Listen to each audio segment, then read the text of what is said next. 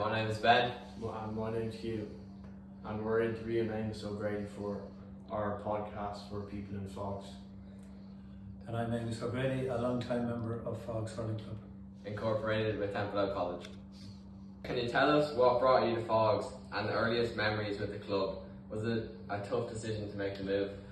Well, I came to Dublin in 1986 and I was travelling up and down from Dublin to play with my home club Kilnadima in East Galway, and training where I could get it. I used to go to various different clubs, and I used to wander up to Faughs, go up to Bushy Park and puck around with other lads who'd be looking for training, but it wasn't ideal training in terms of preparing for a championship.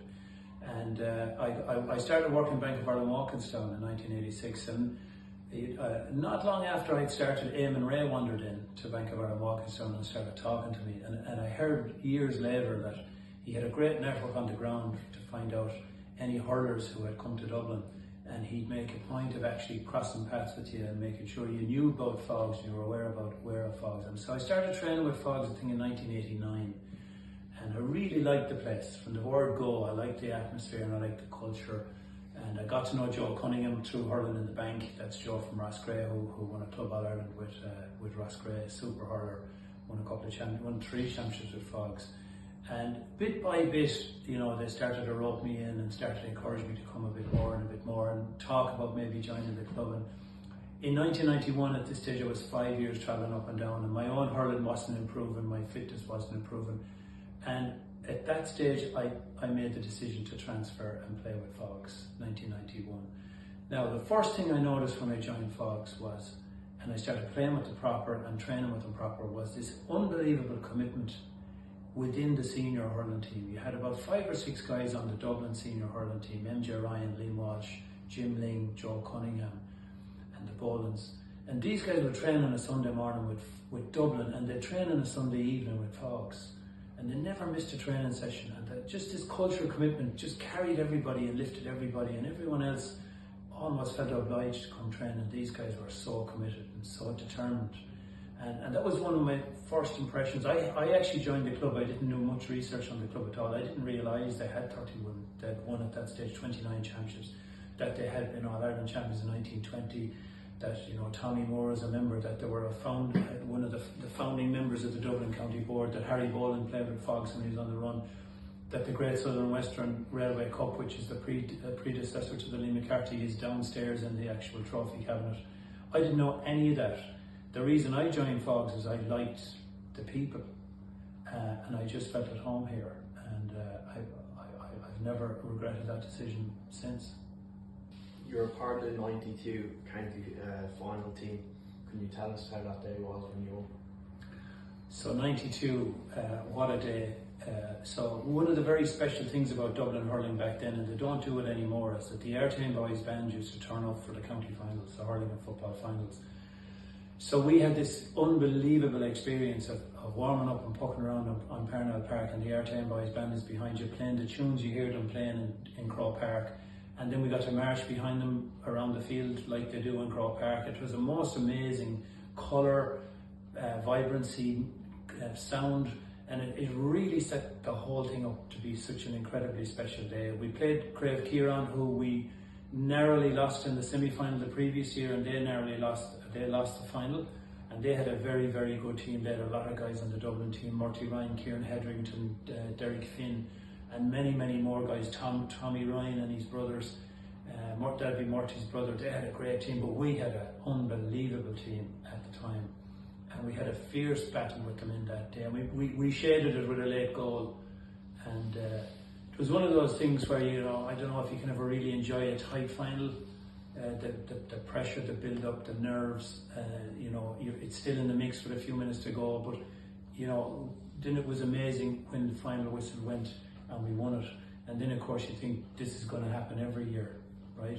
We had such a good team, but of course we learned the lesson that it doesn't happen every year, so you really have to make the most of it when you get there.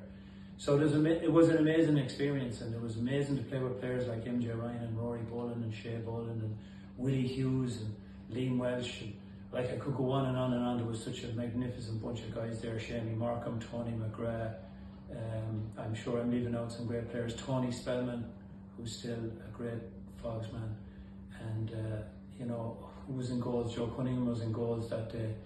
So they were great. Richie Reid, I think, was on the team, and Kieran from Limerick. So it was just a great day because ultimately finals are about winning in the story, and we won it. They hadn't won it since '87, so it was a happy day for the club. Eamon Ramick, Clayton, Paddy Spellman, all the greats, they were very happy. We were all very happy, and as I said, we thought we were going to win loads of them, and we realised afterwards how special the day it was, because it just don't come around very often. When you get in a final, you've got to win it, and that's one of the great traditions in Faughs, and everyone knows that. Don't let Faughs into a final, because when you let Faughs into a final, that jersey has this kind of a magical type of an ability to get a team to perform, and we're very hard to beat generally in a final.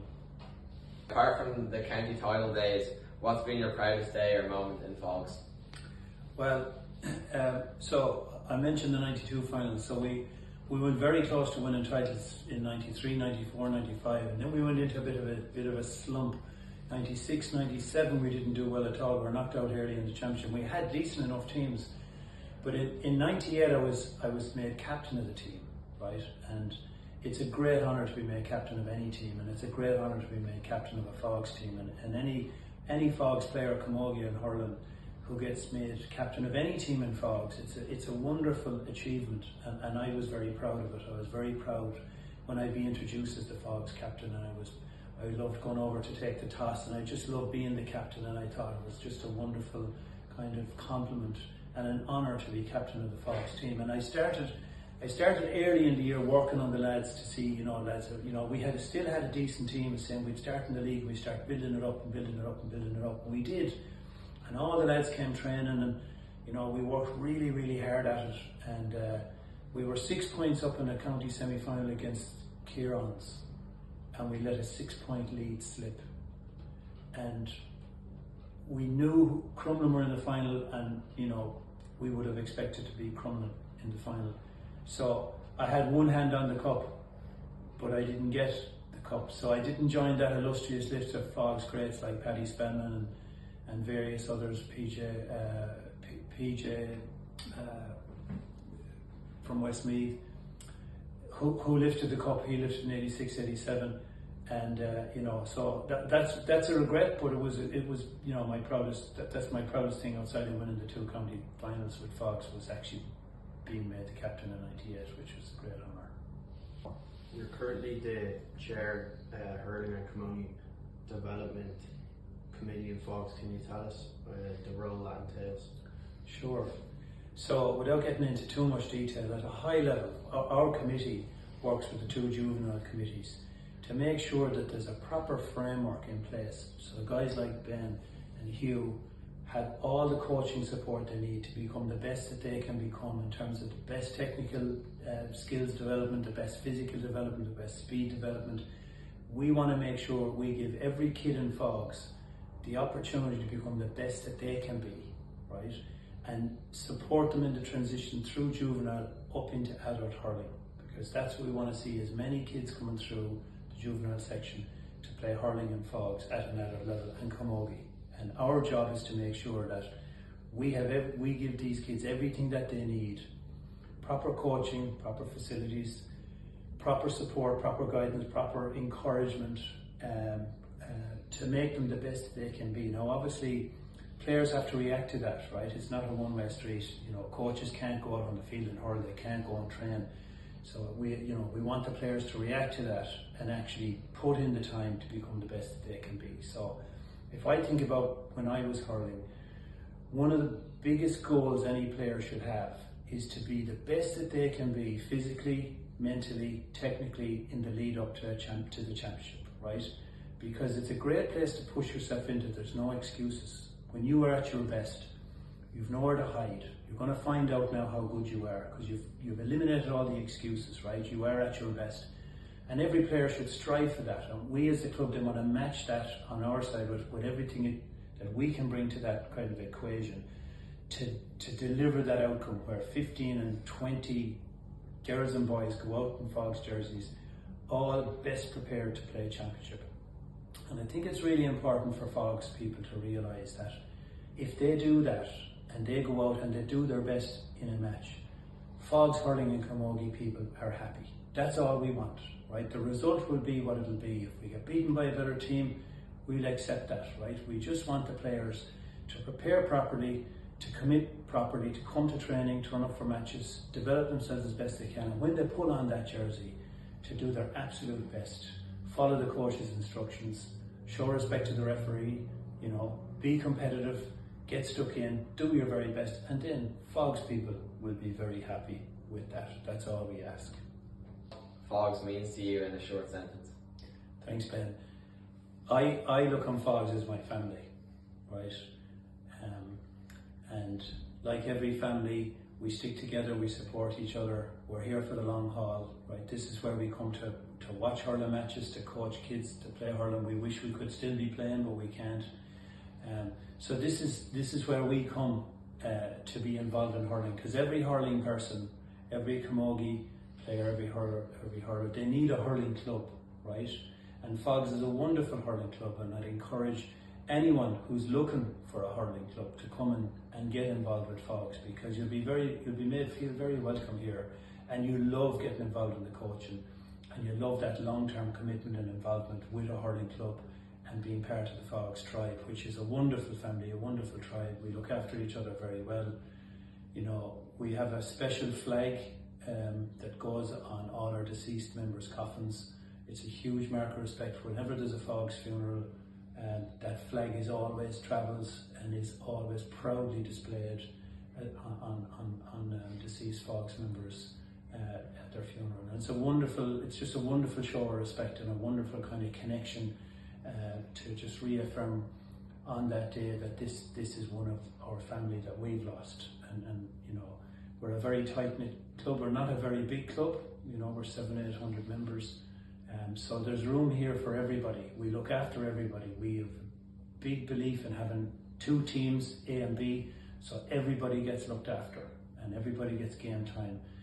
And everyone's encouraged to become a long-term club member and you know, stay involved afterwards. And one of the loveliest things that I've seen lately, you know, is I see after the senior hurling matches and the senior camogie matches, to see some of the players coming in afterwards and sitting down and having a drink together. And that just tells me that the future leaders of the club and the future executives of the club will come from those groups, because they see this as their home and they see this as their family as well. And so yeah, that's the way I look at Faughs. Thanks, Aongus, for coming on our podcast. We'll see you next week for the next episode.